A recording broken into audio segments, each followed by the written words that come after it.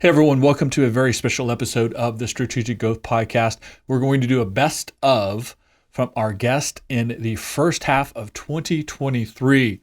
So we're going to hear from clips from all the guests that we had between January and June of 2023, some of their best advice and most interesting quotes they gave us. Hopefully it will refresh your memory if you heard it the first time, or if you want to go and find that episode on all your favorite podcast platforms or YouTube and listen to it for the first time or listen to it again. So the order you're going to hear today on the podcast, the expert advice that we got from our expert guest are in order: Kitt, Letcher, the president and CEO of the BBB; Alex Ruhter, co-founder of JackBe Grocery, drive-through grocery store, an interesting conversation we have with him; a business plan triage with Zacharias Voulgaris, answering specific questions about his startup, a problem that he had we helped him address; Hoang Lam from CMM Financial; Elizabeth Larios from gBETA, a part of the Generator Accelerator; Kris Ward, best-selling author, Win the Hour, Win the Day, Kris Ward; Hannah Schmitt from the Treasury OKC. We talk about co-working and supporting women-owned businesses. A clip from my presentation at the Treasury OKC, how to write a strategic plan, get right to the meat of that conversation.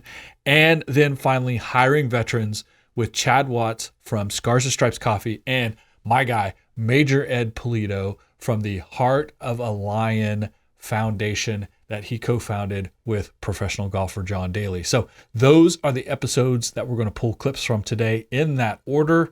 Check them out. Refresh your memory if you've heard it. If you haven't heard that episode, but something sounds interesting, go find the full episode from the first half of 2023 on your favorite podcast platform. Enjoy. Some years need to be like a growth year, and some years need to be a stability year. True. How do we keep the ball rolling and moving forward, but maybe not at a breakneck pace? I'm not saying that right. You know what I mean. I do know what you mean. And you are right in that you can't always keep that 2x, 3x, 5x pace. Mm-hmm. You'll burn everyone out. Yeah. But you also can't get to a certain level of success and go on cruise control and never accelerate again, right? You have to do both at certain times. Both. You've got to have some peaks and some valleys and figure out, okay, this is a good spot for us. And figure out what's a baseline even. Right. Because sometimes your baseline changes once you've had a good growth spurt and you've been able to maintain it. Right. And now this is our new base. Okay, how do we next? What's that reality look like moving forward from there? Yeah, right. Absolutely. So we pick a focus for the year. So like for BBB, our year focus in 2023 is going to be retention. We're really digging into how do we best serve our businesses that are accredited with us, people who are looking to connect with other business owners, and really provide the best level of retention for our accredited businesses so they understand I'm getting the most out of the value for my BBB accreditation. Right. And the most value for BBB is retaining the customers that they have now, right? Absolutely. And that all stemmed from a conversation with our team. Mm-hmm. It's not me setting the tone, right? We asked the question, what would need to be true for our BBB to be seen as the premier connector and resource to business? That's a great question. Started the question with the team. Great question. And said, how would you answer this? And I said, I'm not answering it because I'm sitting in a different seat than you guys. Yes. You all work with businesses differently than I do. I want to see what your perspective is. So I started with the team, and we did a full day-long brainstorming. And so they came back with several ideas. Because really, if we're doing a good job connecting and being resource to business, then we're going to get higher retention. Right. So the more value you provide, the easier it is to retain. Mm-hmm. Yeah.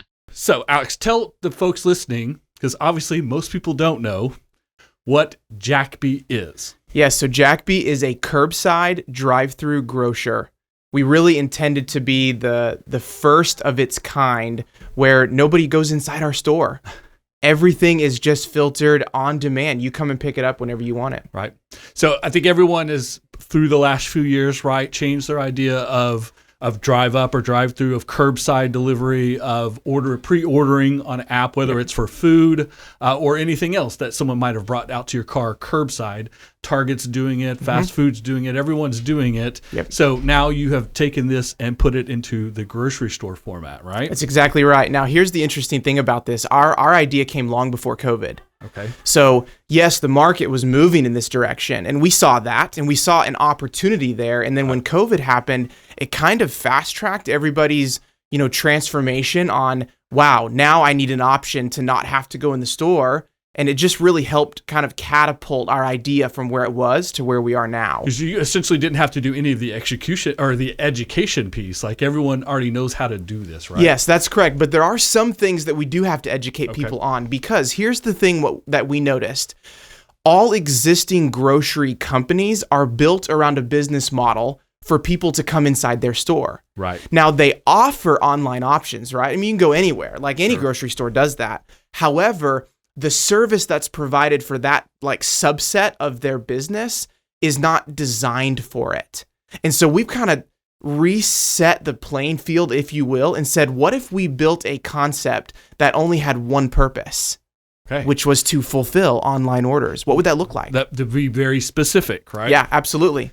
I'm wondering how is it possible to build a team even though we don't have funding yet? And it's like the chicken and egg problem, isn't it? Because I don't think it's easy to get funding if you don't have some team to show first and a clear business plan. But we do have the business plan and a clear strategy of how to proceed, but we don't have the team yet. So how can we get into that level where we do have a functional team and we're ready to go in front of an investor and say to them, oh, this is who we are and this is what we plan to do? I think you've off to a good start by having the marketing role filled by someone that's in an advisory role.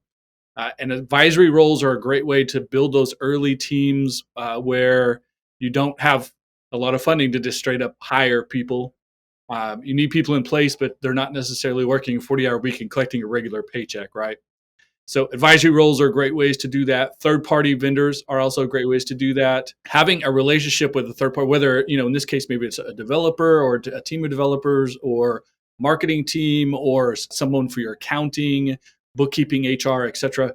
Maybe just having made the contact and deciding who you would work with when you have funding, so that when someone says to you, yes, we like what you're doing, we'll write you a check today, you could the next day start working because you sort of have everyone lined out. But in a third party situation where you're hiring a firm or a freelancer, they're not on the clock until you need them to be. So I think reaching out and building relationships with those vendors, third party, and maybe even individuals who'd come in when needed on a freelance basis, et cetera, and having that list of people that you could say, once we receive funding, here's the team we would put together. Let's talk about this career change that just happened. You transitioned out of oil and gas, and now you're in the financial services area. So tell us about CMM Financial, what it is they do and what you do there. Yes, so I appreciate the question. And a lot of my mindset has come from just honestly surrounding myself with awesome human beings. That makes sense. And I'm not saying this because I'm here, but your podcast is awesome because Saturday Morning Hustle that's in my wheelhouse. And I wake up and I love listening to that. You're a hustler, you're a grinder. Both you and your wife are hustlers. Yeah, Margie's awesome. And so the transition, I was in oil and gas at Chesapeake Energy for about 16 years, 8 months. Okay. And mutually left the company. And then I became an investor in CMM Financial Services. Right. And Josh and Scotty were talking to me about, hey, why don't you become the CEO? That makes sense. And so now I am the CEO of CMM Financial Services. We do tax prep, bookkeeping, payroll. We want to get into the community and help educate our community. And don't be afraid of taxes or accountants or the IRS. Let us help you. They can become assets, right? This is all something that you should be using for your business benefit, not something you're afraid of in your business. That's exactly right. So how can we help you grow your financial portfolio? Small business domination. Go just dominate your life. Go dominate your finances. So is that the main audience for CMM Financial? Small businesses? Small businesses, individuals. You don't have to have an S corporate LLC if you're wanting some personal education on your finances. Right. Come on in. I mean, it's not or exclusive of anyone. So obviously everyone knows right now we have a lot of inflation. There's a lot of costs going up. There's a lot of concern about our personal and business finances, right? It costs more to do these things. So anytime you can find a way to save some money or maybe even make a little bit of money by doing your books a little bit different and filing your taxes in a better way, right? Those are always good, smart things to do. And if you have a little bit of money, if you're going to invest it somewhere, you want to be smart about that as well, right? That's exactly right. I have gathered knowledge. I have gathered resources. Most importantly, connections and the people that work in each one of those different industries. I can now use each one of them to help the founders in whatever way that might be. Because those are very different backgrounds, I'm able to kind of call somebody up and say, hey, you work in this field. Do you know anybody that, or you yourself, can you do this? Or do you know someone? And so being able to pick from that wide variety of things has been extremely helpful in doing what I'm doing now. It has presented you a series of opportunities kind of back to back to back that you've continued to be able to do more and more and increase your reach in the community as well. For sure. And definitely not stopping, not being, just because you're out of that field doesn't mean you should be disconnected from it again. I think even now, moving into this role, it's so interesting because everybody's circle always gets smaller. Like that's the same circle. You see the same people at different events. Sure. And it's the same way in every field. But I have had the privilege of being in so many different fields that I have been in all of those rooms often enough to where I can then go back into them and say, oh yeah, so-and-so, or, oh, it's still this organization, but it's a new person. Let me go meet that person. So yeah, all of it together has been really, really helpful and beneficial because I think naturally we as humans tend to make our worlds really small on purpose and probably for our benefit. But it's really important to get out there and meet other circles. So I started as a marketing strategist, almost 14 years ago. And the first couple of years I was in business, I worked insane hours, and it was about the 2-year mark that I was told that I was losing some of my charm because I hadn't slept in 2 years. As my husband said, you're always stealing from sleep, getting up earlier and earlier and staying later and later, right? And so I realized that the people that were supporting me most and cheering me on and doing all this stuff, I was starting to become short with them. And I thought, this cannot be. So I literally went from working 16 hours a day down to 6. Now, this did not happen overnight. This is the whole story on its own. But as I move this story forward, luckily I did that because it was a couple of years after that my husband had been diagnosed with colon cancer, and I was pulled away from the business for about 2 years. And when I returned after his passing, my existing clients had no idea of my absence. And they kept saying, we don't understand. How could you have been away? They just didn't know. And so we were very positive in nature. It was a private matter. It was just not something we talked a lot about. And then they started to ask me, if I could help, if I could do that, if I could be away and they didn't know, then maybe I could help them get to their kids' soccer games and things like that. So I started working with them under that capacity. And I started realizing that a lot of people, were in business that looked good on paper and they're online, they're doing all the right things. And they've been in business 5-10 years, but they're still working way too many hours for this point of their journey. And so that's when I also realized these people were very isolated. So I wrote the book, and then we start with the Winner's Circle, and one thing led to another. And that's how it all unfolded. You had an obviously unfortunate tragedy in your life, but you took that setback as an opportunity for you to advance yourself and then help other people along the way. Well, that's very generous of you. I don't even know if I took it as an opportunity. It was just, I did want to help other people. And I was very thankful for my situation. I mean, the grounds of that, if I had come back to that business and it had dissolved, that was not the time for me to be whipping up a resume, looking for a job, trying to be charming in a job interview, and then learn something new. So I did some writing here and there, but in 2018, opened the Treasury. So I saw, I was working a remote job at the time and saw women having more flexibility than ever. In how and when and where they worked. I saw remote work, really on the up and up, especially for women. You said 2018, so that was pre-COVID. Yes, that pre-COVID. remote work was happening. Obviously, leaps and bounds difference post-COVID. Yes, it's very different post-COVID, but just a lot of women taking on freelance and contract work. But then there were really no local resources in place for what those women needed.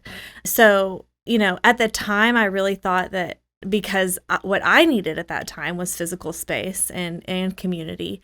But then when we opened, I realized women really needed education and programming too. If you work corporate, you have a boss who plans learning opportunities for you and is often telling you, hey, go to this training, go to this lunch and learn, get this education. And when you're working for yourself or you're remote, you have to find that on your own. So having a little bit of structure around you and someone offering you those opportunities to learn could make a big difference. So that was one of the first things that we started doing whenever we opened the co-working space, was really bringing in local speakers who could really share their expertise in areas that would help women kind of level up who are in those remote jobs or who are entrepreneurs.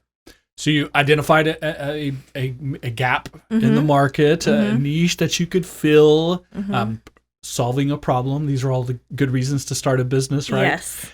Before starting the Treasury, was co-working or community building really a passion of yours, or something you fell into in this process? Co-working was not necessarily. I fell into that. It's very common for startups and small businesses to feel like they don't need to go through the full process of writing a business plan.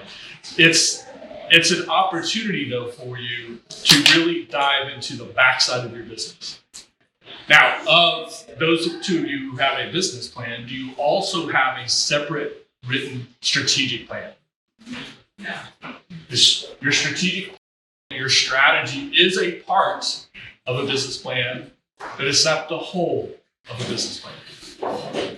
And there are things that you can do much more specific to the action of creating and repeating sales and income generation that is based on strategy that does have nothing to do with the overall business plan.